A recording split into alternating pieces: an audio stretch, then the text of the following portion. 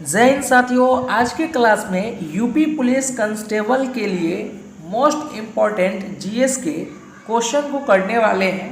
जैसे कि पिछले क्लासों में आप सभी के लिए मैंने वादा किया था कि हिस्ट्री, पॉलिटी, ज्योग्राफी यह सभी का निचोड़ आप सभी के लिए मैं जितने भी इम्पोर्टेंट प्रीवियस ईयर में पूछे गए क्वेश्चन हो या प्रैक्टिस सेट हो सभी को मैं कराने वाला हूं।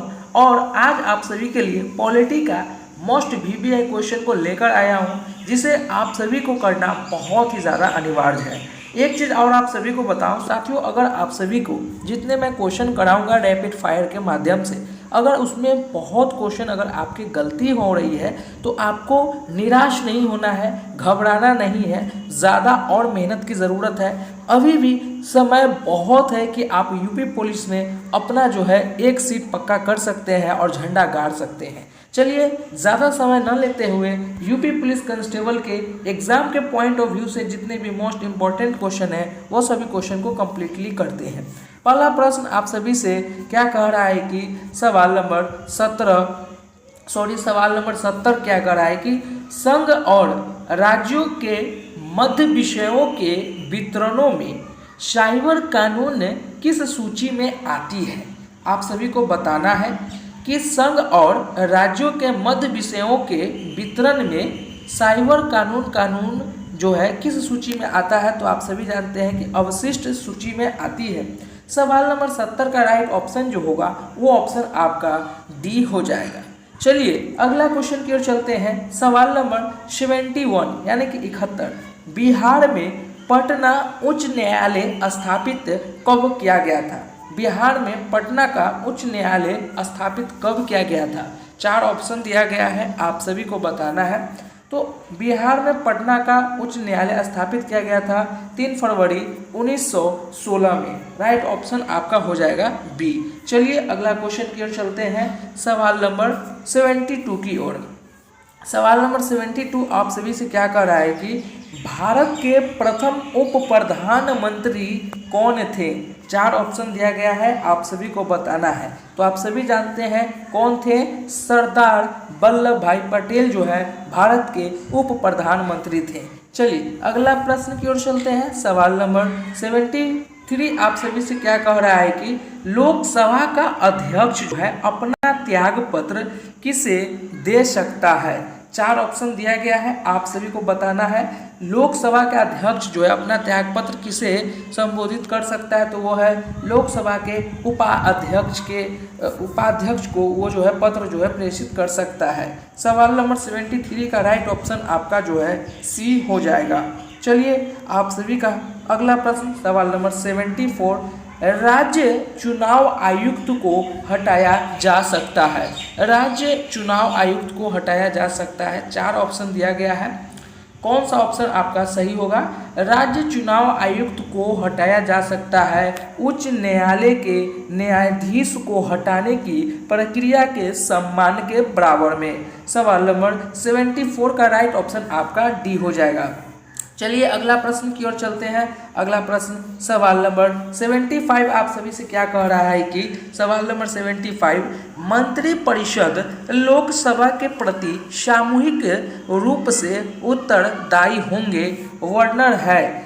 मंत्रिपरिषद लोकसभा के प्रति सामूहिक रूप से उत्तरदायी होंगी, यह वर्नर किस में है। तो आप सभी जानते हैं किस में है, अनुच्छेद 75 में है। तो राइट ऑप्शन आपका जो हो जाएगा वो राइट ऑप्शन आपका सी हो जाएगा। चलिए सवाल नंबर 76 को देखते हैं। 76 आप सभी से क्या कह रहा है कि सवाल नंबर 76 कह रहा है कि किस समिति ने भारत के संविधान में मूल कर्तव्यों को सम्मिलित करने की सिफारिश की है। किस समिति ने भारत के संविधान में मूल कर्तव्यों को सम्मिलित करने की सिफारिश की है। तो कौन किया है, वह है स्वर्णशील समिति। राइट ऑप्शन 76 का ए हो जाएगा। चलिए नेक्स्ट क्वेश्चन की ओर चलते हैं। सवाल नंबर 77 आप सभी से क्या कह रहा है कि निम्नलिखित राज्यों में से उस युग्म को चुनिए जो लोकसभा में सबसे ज़्यादा प्रतिनिधि भेजते हैं। 4 ऑप्शन दिया गया है, आपको बताना है वो कौन सा जोड़ा सही है जो लोकसभा में सबसे ज़्यादा प्रतिनिधि जो है वो भेजते हैं। तो वो सबसे ज़्यादा आप सभी जानते हैं बिहार में, उसके बाद बात किया जाए तो आंध्र प्रदेश में, उसके बाद बात किया जाए तो राजस्थान की है। चलिए अगला क्वेश्चन सवाल नंबर 78। सवाल नंबर 78 क्या कह रहा है कि निम्न में से किसका राज उत्पत्ति के सामाजिक समझौता सिद्धांत से नहीं है? कौन नहीं है? तो वो है मिल। सवाल नंबर 78 का जो राइट ऑप्शन हो जाएगा वो ऑप्शन आपका सी हो जाएगा। नेक्स्ट क्वेश्चन की ओर चलते हैं। सवाल नंबर 79 आप सभी से क्या कह रहा है कि निम्नलिखित में से कौन जो समिति है चुनाव सुधारों से संबंधित नहीं है? निम्नलिखित में से कौन सा समिति जो है चुनाव सुधारों से संबंधित नहीं है? तो वाई की अलग समिति जो है वो चुनाव सुधार संबंधित से नहीं है। तो राइट ऑप्शन 79 का डी हो जाएगा। नेक्स्ट क्वेश्चन आप सभी से क्या कहा जा रहा है? सवाल नंबर 80 कि भारतीय संविधान की कौन सी अनुसूची राज्यसभा में राज्यों और संघ राज्यों के क्षेत्र के साथ आवंटन अवस्थित है? राइट ऑप्शन आपका कौन सा हो जाएगा? सवाल नंबर 80 भारतीय संविधान की कौन सी सूची में राज्यसभा में राज्यों और संघ सूची के क्षेत्र के साथ आवंटित संबंधित है? तो वो है सवाल नंबर 80 का राइट ऑप्शन अनुसूची चौथी होगा। चलिए नेक्स्ट क्वेश्चन सवाल नंबर 81 आप सभी से क्या कह रहा है कि संप्रभुता की बहुलवादी सिद्धांत के प्रवर्तकों को पहचानिए। संप्रभुता के बहुलवादी सिद्धांत के प्रवर्तकों को पहचानिए। सवाल नंबर 81 का जो राइट ऑप्शन हो जाएगा लास्की बारकर हो जाएगा। अगला क्वेश्चन, और एक चीज़ और आप सभी को बताएं साथियों, बहुत सारे क्वेश्चन आपके गलत होंगे क्योंकि ये सभी क्वेश्चन जो हैं नेक्स्ट लेवल के क्वेश्चन हैं और एग्जाम के पॉइंट ऑफ व्यू से काफ़ी ज़्यादा इंपॉर्टेंट क्वेश्चन है। शुरुआत में मैंने आप सभी को बताया था कि प्रीवियस ईयर प्रैक्टिस सेट या सभी का निचोड़ कर आप सभी के लिए मैं ये क्वेश्चन का PDF लेकर आया हूँ, जिससे आपके एग्जामों में पूछने का संभावना बहुत ही ज़्यादा बढ़ जाता है। तो ऐसे क्वेश्चन अगर आपको थोड़ा सा गलत भी हो रहे हैं तो इसमें सुधार कीजिए और ऐसे ही आपके एग्जामों में पूछने का जो है संभावना ज़्यादा है। चलिए सवाल नंबर 83 को करने वाले हैं। 83 आप सभी से क्या कह रहा है?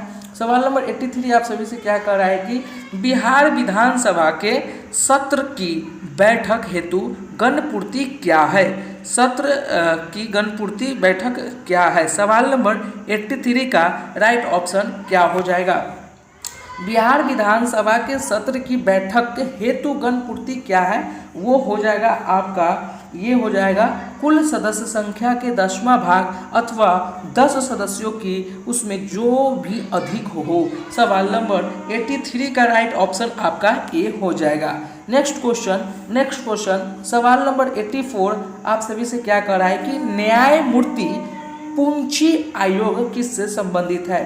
न्यायमूर्ति पुंछी आयोग किससे संबंधित है? जो किससे संबंधित है? केंद्र राज्य संबंध से संबंधित है। नेक्स्ट क्वेश्चन आप सभी से क्या करा है? सवाल नंबर 85 नागरिकता संबंधी उपबंध संविधान की किस भाग में है? किस भाग में है? तो आप सभी जानते हैं भाग 2 में है। चलिए नेक्स्ट क्वेश्चन सवाल नंबर 86 की ओर चलते हैं। 86 आप सभी से क्या कह रहा है कि 1956 में आंध्र प्रदेश के गठन के समय कौन सी भाषा जोड़ी गई थी? 1956 में आंध्र प्रदेश के गठन के समय कौन सी भाषा जोड़ी गई थी? तो वो कौन सी भाषा थी? वो भाषा हिंदी थी। चलिए नेक्स्ट क्वेश्चन की ओर चलते हैं। अगला क्वेश्चन आप सभी से क्या कह रहा है कि सवाल नंबर 87 आप सभी से क्या कहा जा रहा है? माफ़ी चाहता हूँ, 1956 में आंध्र प्रदेश के गठन के समय जो है वो भाषा जोड़ी गई थी, वो तेलुगु भाषा जोड़ी गई थी, है ना। 1956 में तेलुगु भाषा जोड़ी गई थी। चलिए नेक्स्ट क्वेश्चन सवाल नंबर 87 मंत्रिपरिषद की नियुक्ति कौन करता है? मंत्रिपरिषद की नियुक्ति कौन करता है? तो आप सभी जानते हैं राष्ट्रपति द्वारा नियुक्ति प्रमाण पत्र और नियुक्ति की जाती है। नेक्स्ट क्वेश्चन सवाल नंबर 88 आप सभी से क्या कर रहा है कि भारतीय संविधान पूर्णतः किस तिथि से लागू हुआ था? तो आप सभी जानते हैं भारतीय संविधान जो है वो पूर्ण रूप से 26 जनवरी 1950 में लागू किए गए थे। सवाल नंबर 89 आप सभी से क्या कहा जा रहा है कि भारतीय संसद में कितने जो है सदन है? तो आप सभी जानते हैं 2 सदन है। चलिए नेक्स्ट क्वेश्चन की ओर चलते हैं और हम लोगों का आखिरी क्वेश्चन भी रहेगा, क्योंकि आप सभी के लिए रैपिड फायर सोते सोते देखने वाला क्वेश्चन आप सभी के लिए मैं कराया हूं, और यह सब ऐसे क्वेश्चन है कि आपके एग्जाम के पॉइंट ऑफ व्यू से महा VVI है। किस अधिनियम ने नस्ल, धर्म तथा राष्ट्रीय मूल्य के आधार पर भेदभाव को निषेध कर दिया है? तो नागरिक अधिकार अधिनियम 1964। साथियों आप सभी के लिए मैंने 20 क्वेश्चन को कम्प्लीटली प्रीवियस ईयर के मद्देनजर रखकर आप लोगों को मैं कराया हूं। कितने क्वेश्चन आप लोगों ने सही किया है कमेंट बॉक्स में ज़रूर बताएंगे, और इस तरीके के ज़्यादा एक दिन में 4 से 5 लाया जाए या नहीं ये भी कमेंट बॉक्स में ज़रूर बताएंगे। फिर मिलते हैं एक नई उम्मीद के साथ, जब तक के लिए जय हिंद।